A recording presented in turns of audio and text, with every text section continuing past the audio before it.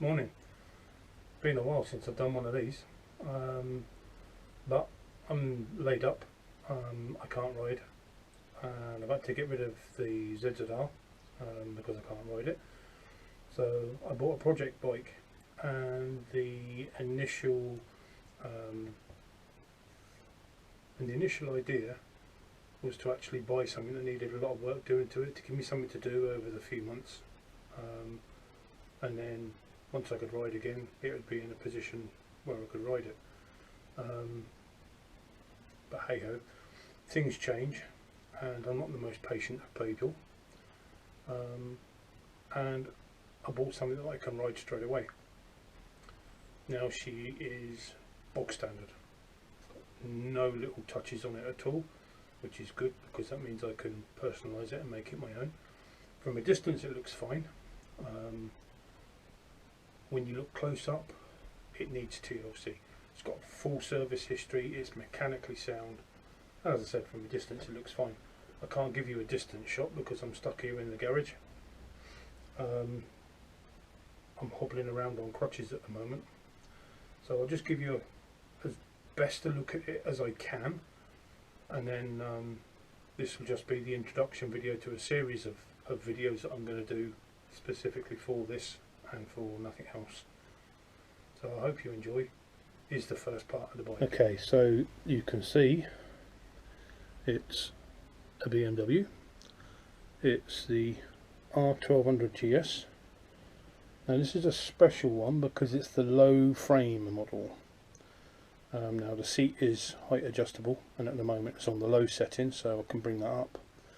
But the actual frame itself is a lot lower, which means with my spastic feet I will be able to touch the floor, hopefully flat-footed. If we have a quick shifty around, from the top end everything looks as it should do. It's neat, it's tidy. It's the TE model, which is the Touring edition. The sat nav is indoors, it's not on there. But she looks pretty clean and tidy. It's only when you get down to the normal areas of issue on these BMs, and I do apologise for it being a bit dark down there. When you look at the final drive, you can see there's a lot of paint issues in there, but they're easy enough to fix up. I have been told that the final drive splines were recently greased, but I will be opening those up to check, because anybody that knows these BMs will know that they're a bit of an issue.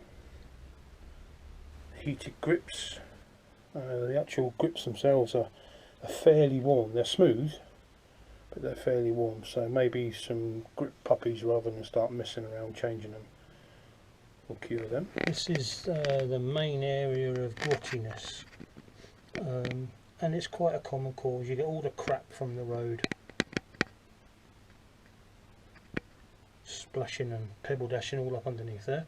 So we're going to put a fender extender on it. I'm going to take that front cover off for the alternator, the alternator belt, and we're going to deal with all the paint issues on there.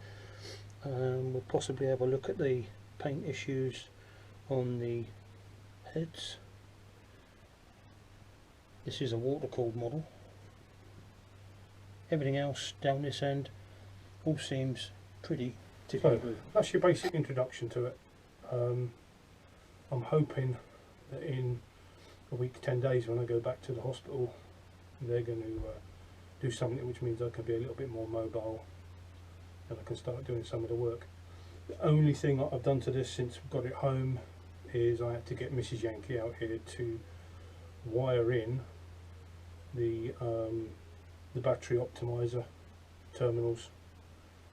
I just couldn't get round that side, and I can't move the bike, and she didn't want to, so she squeezed down the side.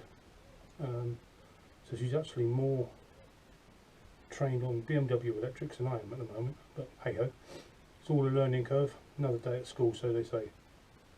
So episode 1 is this introduction. Episode 2 will be the start of things to come. Thanks for watching. Take care.